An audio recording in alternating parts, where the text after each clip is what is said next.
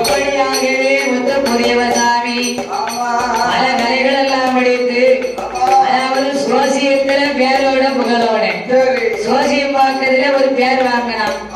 யாரு முத்து புரியவே பேரோட புகழோட முத்து புரியவே சாதகம் பார்த்தாங்கன்னா சொன்னா சொன்னது மாதிரி இருக்கும் அப்படிங்கிற ஒரு பேர் வாங்கலாம். அப்பேற்பட்ட கீழக்கோட்டை கைலாசபுரத்திலே வாழங்காலத்திலே ஒரு நாள் வேளையிலே முத்து புரியவே அம்மாவான வள்ளுவச்சி கூப்பிட்டான். அப்பாவான வள்ளுவரை கூப்பிட்டான். எப்பா நான் தாத்தா ஊராகப்பட்ட சிறுவைப்பட்ட நகரத்திலே தாத்தா கூட போய் தொழில் பார்த்து போய் அமர போறேன் என்று சொல்லி என் ஐயா முத்து புரியவே அந்த கைலாசபுரம் தன்னை வேண்டே எங்கே எங்கே வாராதானால்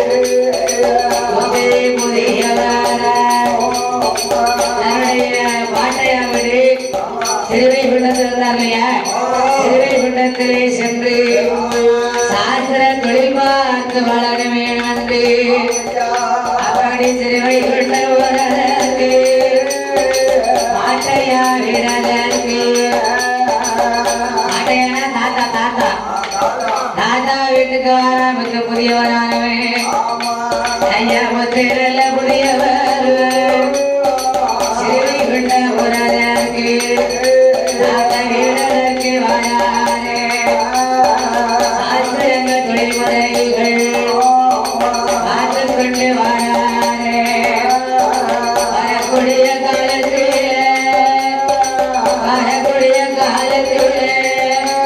அங்கே என்ன என்ன நடக்கிறான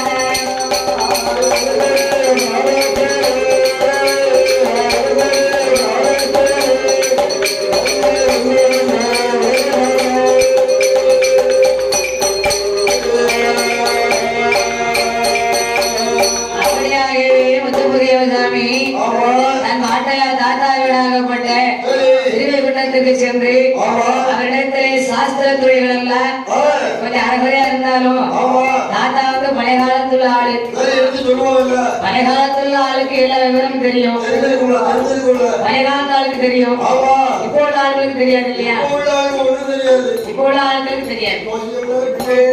சுவாசியம்னா என்னன்னு கேட்காங்க, சாதகம்னா என்னன்னு கேட்காங்க. பழைய காலத்து ஆளுக்கு தான் அதெல்லாம் எதுவும் விவரம் தெரியும், இப்போ உள்ளவங்களுக்கு என்ன தெரியுமா? அப்ப ஐயா முத்து புரியவே கொஞ்சம் அரைகுறையா தெரிஞ்சு தெரியாம இருந்தாலும் தாத்தா கிட்ட போனோம்னா அவருக்கு சொல்லிக் கொடுக்க மாட்டாரா? அவன் தெரியாத சொல்லிக் கொடுக்கறதானே பெரியார்களுக்கு வழக்கம். தெரிஞ்சதே படிச்சிடலாம், தெரியாததை என்ன செய்ய முடியும்? ஒண்ணுமே செய்ய முடியாது, தெரியாத ஒண்ணு முடியாது. அதனால ஐயா முத்து புரியவே தாத்தா வீட்டுக்கு வந்தான். தாத்தா பாட்டையா வீட்டு அமர்ந்திருந்தான். மிச்ச வீதி படிக்காத தொழிலையும் நல்ல முறையிலே தொழில் எல்லாம் படித்தான். தன்னுடைய தொழில் சாதகம் பார்ப்பது, சோழியம் பார்ப்பது, சோழி போட்டு பார்ப்பது, பிரபஞ்சம் பார்ப்பது. அப்படின்னா முத்து புரியவனும் மடியான பாடம் கிடையாது. 4 வேதம். எத்தனை வேதம்? வேதத்துல 4. சாஸ்திரம் எத்தனை? 6 பாத்திரமா? 4 வேதமியா, 6 சாஸ்திரம், 96 தத்துவம், 18 புராணம், 108 யாகமம், 32 தான தர்மம். இதெல்லாம் படிக்கணும்ல? படிச்சாதான் ஜோசியம் பார்க்கறதுக்கு ஒரு பேர் கிடைக்கும், கிடைக்காது. அப்படியே வீட்டை முத்து புரியவன் ஸ்ரீவைகுண்டா பாட்டையா விட்டு நல்ல துறைகள் எல்லாம் படிச்சு பேரோட புகழோட யாருக்கும் சாதகம் பார்க்கணும், ஜோசியம் பார்க்கணும்னா அது ஸ்ரீவைகுண்டத்துல முத்து புரியவன் போய் பார்க்கணும். அப்படி பேரோட புகழோட வாழ்ந்து வாரார் முத்து புரியவனானவர். தெய்வத்திரையா பிறந்திருக்காரு, தெய்வமசாரா இருக்காரு. அவன் ஆளை பார்த்தீங்கன்னா செங்கல் சிவப்பழகும், செந்தூர பட்டழகும், வாங்கி தலையழகும், மல்லி நிறத்தழகும், முத்து புரியவே ஆணுக்கு ஆணழகே, அம்பல சிலையழகே. தெய்வ பிறவியா பிறந்திருக்கிறார். தெய்வ பிறவியா பிறந்த பொழுது ஸ்ரீவைகுண்டத்தில் இருந்து காலத்துல பாருங்க, அதே ஸ்ரீவைகுண்ட ஊர்ல யார் வாழ்ந்து வராங்க தெரியுமா? அதாவது கோட்டை பிள்ளைமார்கள். இந்த பிள்ளைமார்கள் கோட்டை பிள்ளைமார்கள் என்ற ராஜா ஒருவர் வாழ்ந்து வருகிறார். அதாவது அந்த கோட்டை பிள்ளைமார்கள் வம்சத்திலே அவர் பேர் வந்து அந்த ராஜாவுக்கு என்ன பேர் தெரியுமா? சுப்பிரமணிய பிள்ளை. சுப்பிரமணிய பிள்ளை என்ன பிள்ளை? சுப்பிரமணிய பிள்ளை. நல்ல சுப்பிரமணி. நல்ல சுப்பிரமணியன். அந்த கோட்டை பிள்ளையுடைய வம்சத்துல பிள்ளைமாருடைய வம்சத்துல ஒரு ராஜா, அவர் பேரு வந்து சுப்பிரமணிய பிள்ளை. அப்பேற்பட்ட சுப்பிரமணிய பிள்ளை என்பவர் அந்த திருவைகுண்டம் ஊர்ல பிள்ளைமாருடைய வம்சத்திலே வாழ்ந்து வர்றாங்க. ராஜாவாக வாழ்ந்து வரும் காலத்திலே கோட்டை பிள்ளை ராஜாவுக்கு இப்பேற்பட்ட செல்வ வளங்கள் எல்லாம் இருக்கிறது தெரியுமா?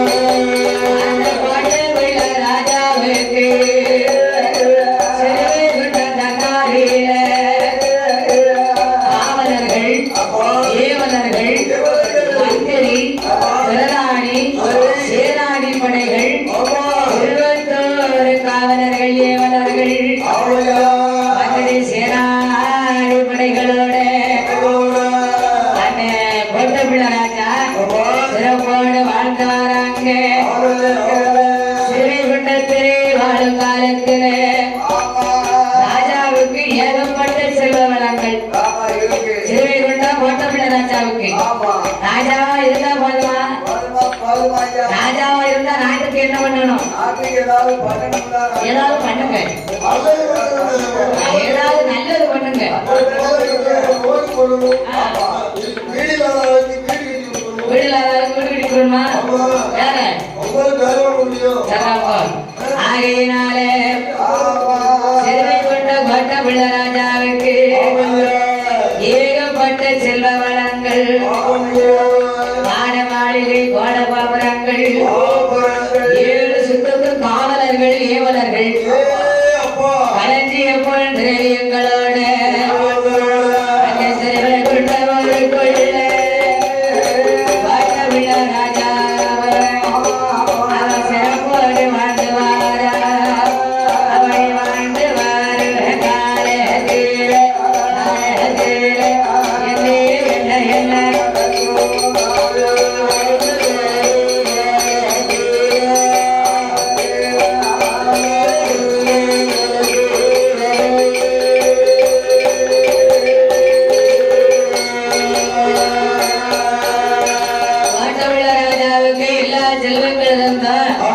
அவர்களுக்கு ஒரே ஒரு குறைவு, அவர்களுக்கு திருவைகுண்டத்துல ராஜாவா இருந்தாலும் நாட்டுக்கு ராஜா, வீட்டுக்கு மன்னம் இல்லையா? வீட்டுக்கு ராஜா, நாட்டுக்கு ராஜா. அப்பேற்பட்ட கோட்டை பிள்ளை ராஜாவுக்கு பிள்ளை இல்லாமல் வாழ்ந்தாங்க. அவங்களுக்கு அவங்க பிள்ளை கிடையாது. எங்க பார்த்தாலும் அங்கதான் பண்ணி வச்சிருக்கோம்.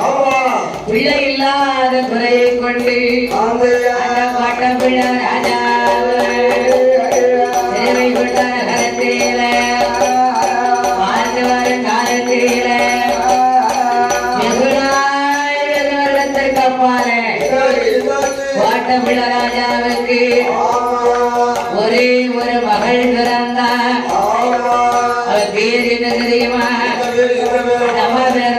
முத்தாச்சி வாட்டமுள்ள ராஜாவுக்கு ஸ்ரீகுண்டத்திலே பிறந்த அம்மாதான் முத்தாச்சி பெண்ணானவள்.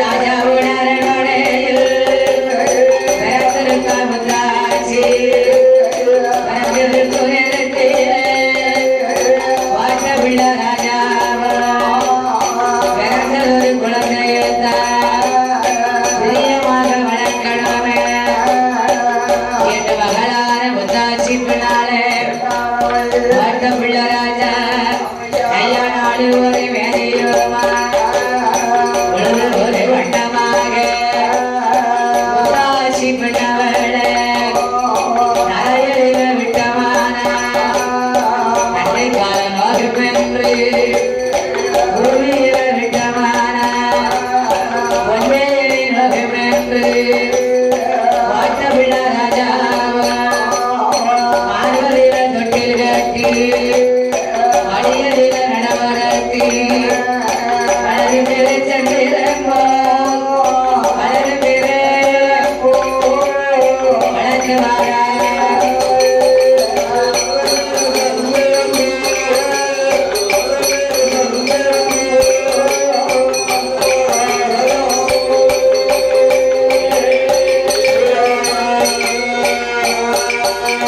அப்படியாகவே கோட்டமுள்ள ராஜா மகளான முத்தாச்சியே வளரும் பெறை சந்திரனாக எவனா எந்த ஒரு காரியம் பண்ணாலும் வளர்வதையெல்லாம் காரியம் பண்ணுவாங்களாம்.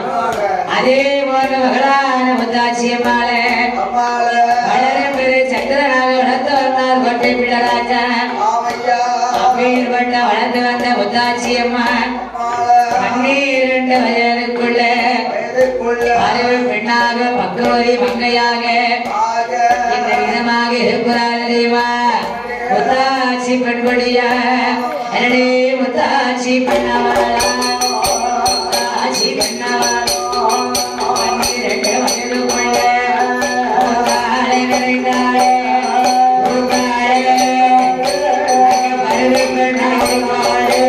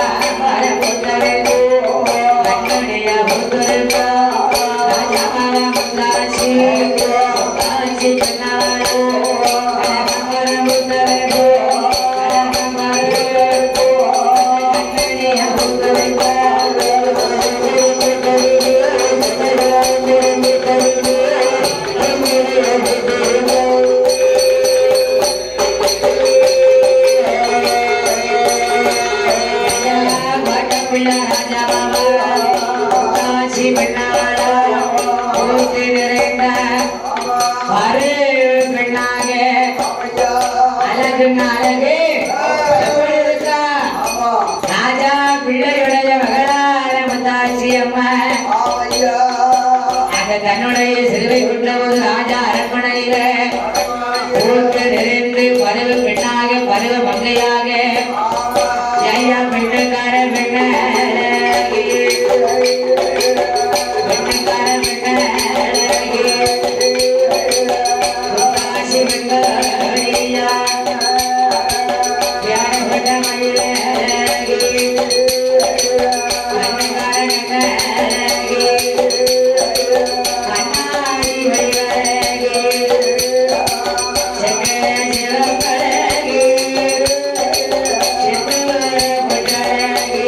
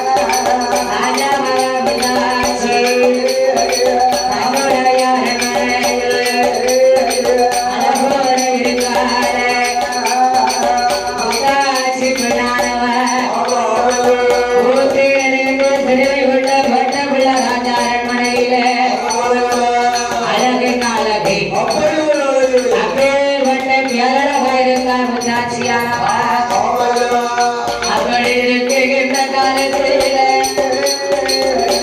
என்ன நடக்குதான ஒரு நாள் தினமறையில் முத்தாட்சி பெண்ணவளா பூலோகத்தை பாருங்கள் எல்லா பெண்களும் பிறந்தா எப்பேற்பட்ட ஒரு அழகோடு இருப்பார்களோ அதே போல ராஜாவுக்கு மகளா பிறந்திருக்கா யாரு கோட்டப்பிள்ளை ராஜாவுக்கு கோட்டப்பிள்ளை ராஜாவுக்கு சிறுவை கண்ட ஒரு மகளாக பிறந்தா முத்தாட்சி அவர் பிறந்த அந்த முத்தாட்சி அம்மா இது எப்பேற்பட்ட அழகோடு இருக்கிறாளையான அருளே முத்தாட்சி பண்ணவளா முத்தாட்சி பண்ணவளா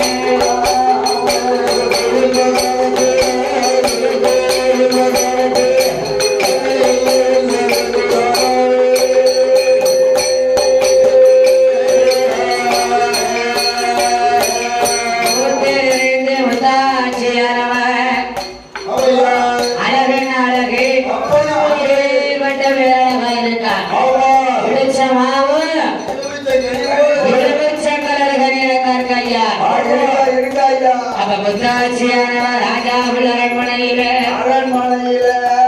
நிறைந்து வரவு பெண்ணாக அதனே 12 வருடகாலம் வாட்டுக்குள்ள இருக்காளே வாட்டுக்குள்ள இருக்கும் போது வாட்டுக்குள்ள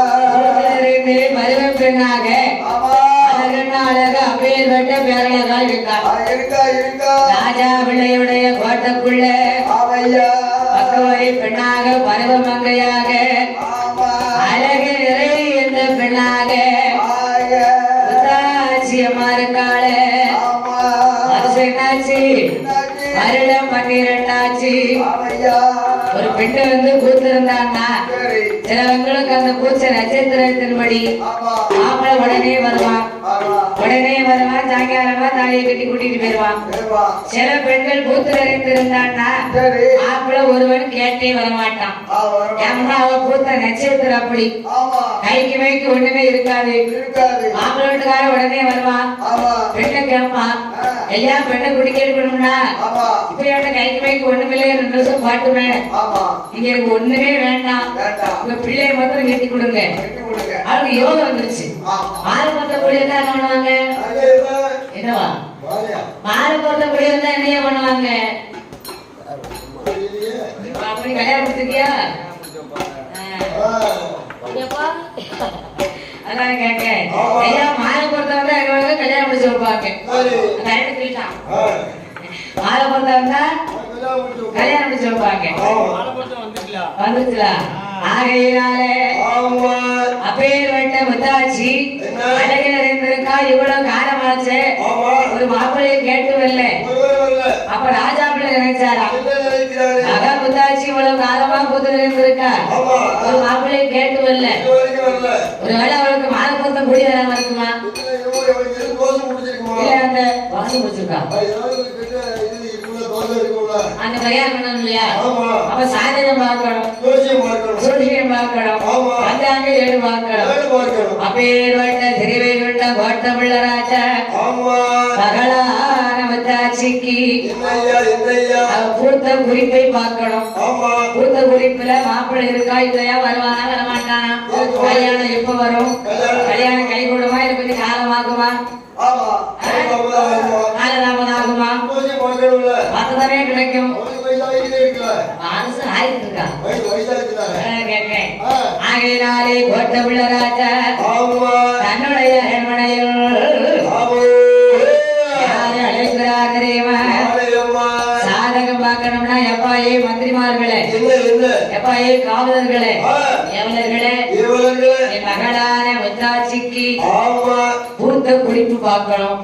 பூத்த குறிப்போரை பார்க்கணும்னா சாதகம் பார்க்கக்கூடிய ஆள் நம்ம ஊர்ல இருக்காங்களாப்பா? எது விவரம் உங்களுக்கு தெரியுமா? விசாரிக்கலாம்.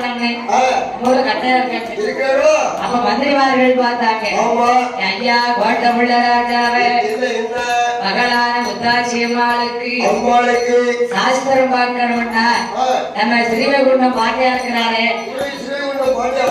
ஆமா முத்துக்குரியவருடைய தாத்தா, முத்துக்குரியவன் தாத்தா முத்துக்குரியவருடைய தாத்தா இருக்கிற பாட்டையா, அவருக்கு பேர பிள்ளைதான் முத்துக்குரியவன்.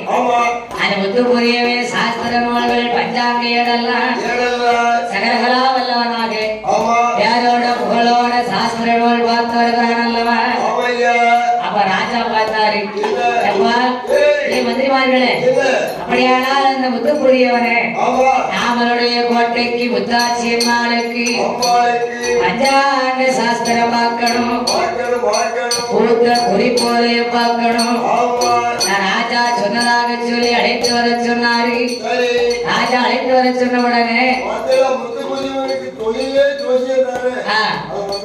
அவர் என்ன பார்த்தாரு தெரியுமா?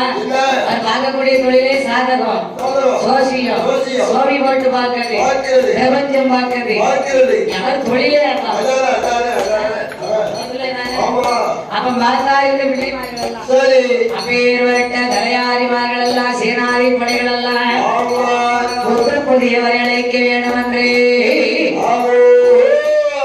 கொண்ட ஊருக்கு வருகிறார் அல்லவா? மந்திரிமார்கள், பாவலர்கள், ஏவலர்கள் புதியவரை அழைக்க வந்தார்கள். மந்திரிமார்கள் புதியவரை அழைத்து வரும் பொழுது, எப்பாயே முத்துக்குரியவா, ஒண்ணுமில்ல, எங்க கோட்டப்பிள்ளை ராஜாவுடைய அரண்மனையில ராஜாவுக்கு மகளாக பிறந்திருக்காங்க இளவரசி முத்தாட்சி அம்மா. ராஜாவுக்கு மகளா பிறந்தானே இளவரசி தானே. நம்ம வீட்டுல பிள்ளை பிறந்தா நம்ம எப்படி வளர்க்கோம்? நம்ம பிள்ளை இல்ல, என் ராசாத்திங்க செல்லுங்க. ராஜாவுக்கு பிள்ளையா பிறந்திருக்காளா, அப்ப எப்படி வச்சிருப்பாரு? அதனால ராஜாவுக்கு மகளாக பிறந்திருக்கா இளவரசி முத்தாச்சி அம்மா பூத்து இவ்வளவு காலமாச்சு. எங்க ராஜா பூத்த குறிப்போரை பார்க்கணும். நீதான் சாதகத்துல பேர் வச்சவனாச்சே. பேர் எங்க பார்த்தாலும் கேளா இருக்கு. ஏன் அப்பா அக்கடல்ல ஒரு விஷயம் கேட்டா காக்கட்டும் அப்படி கேட்டாலும் யாரை கேட்ட சொல்லுவாங்க. அண்ணாச்சி பெருமாளா பேர் கேட்டு பாருங்க. அப்படி இல்ல அப்படித்தான் பேர் வாங்கணும்ல. பேர் வாங்கணும், நல்ல பேரா வாங்கணும். சுகரிக்கிற மாதிரி இருக்காது. அதான் கேட்க ஐயா பேர்வட்ட முத்தாட்சி அம்மாளுக்கு புரியவா சாதகர்கள் சாஸ்திரத்தை பார்ப்பதற்காக கோட்டைப்பிள்ள ராஜா உன்னை அழைத்து வர சொன்னாரப்பா. ராஜா சொன்ன உடனே கரையாடிமார்கள் எல்லாம் புரியவரை அழைத்தாங்க. அப்ப இந்த புத்து புரிய பார்த்தாரு. நம்ம சாதகம் சாஸ்திரத்தை பார்க்க கோட்டைப்பிள்ள ராஜா அரண்மனைக்கு போகணும். தாத்தா பாண்டிய கூப்பிட்டாரு. தாத்தா ராஜாவோட அரண்மனைக்கு இளவரசி அம்மா முத்தாட்சிக்கு சாதக சாஸ்திரத்தை நான் பார்க்க போறேன். இருந்தாலும் தாத்தாடிதான் வரக்கூடாது.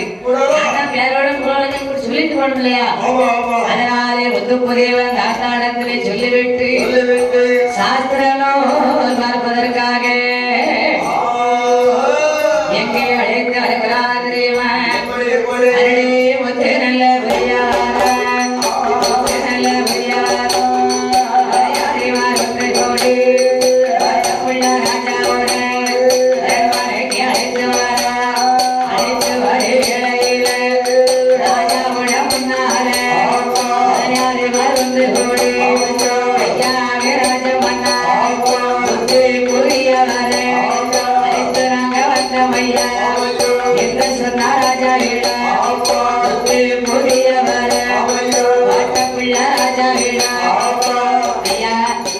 ராஜாவே கோட்டைப்பிள்ள ராஜாவே என்னை அழைத்த காரணம் என்ன? தலையாரிமார்கள் சொன்னது போன்று என் மகளான முத்தாச்சி பூத்து இறைந்து இம்மட்டு காலமாச்சு. பூத்த சாஸ்திர பஞ்சாங்கத்தை பார்க்கணும். அதனால அழைத்து வர சொன்னார் கோட்டைப்பிள்ள ராஜா.